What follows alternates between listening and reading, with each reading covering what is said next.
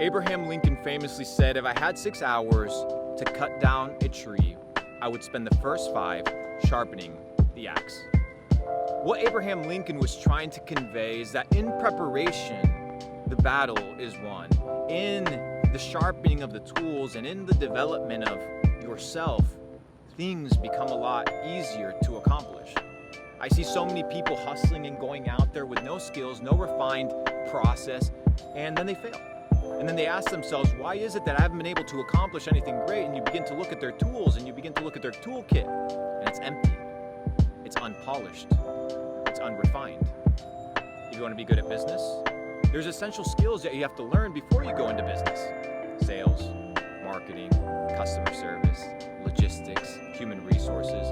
All these essential skills that are polishing you away in order to become a better individual and a better entrepreneur. And I see so many people that want to skip that step. They just think that it's the hustle and it's the grind and it's the hustling 24/7 that's going to get you to the top. But I see a couple people make a few strategic moves and they make it to the top. Why? Because they prepared. Do not fade the preparation. Do not fade the process of development, and understand that the game is won in preseason. The game is won in practice. The game is won in training. If you want to make it to the top, no shortcuts, my friend. If you want to make it to the top, you can't just hustle your way to greatness. You have to become a new person. You have to develop new skills. You have to develop a new mind and refine who you are and how you operate. If you look at a billionaire, they're not the same person they used to be when they just got started.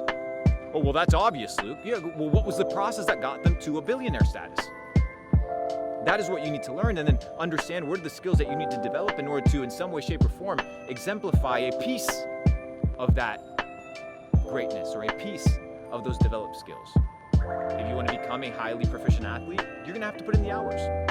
If you want to become a highly proficient chef or highly proficient musician, you're going to have to put in the hours and the work and the dedication. Nobody's going to stand or give you accolades or praise when you are unrefined and unpolished and common like everybody else. It's the same thing with business.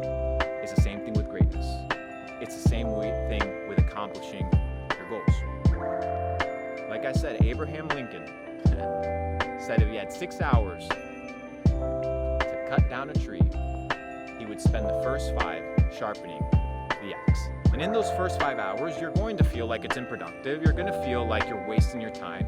But then when you slice the tree, you're going to be like, whoa.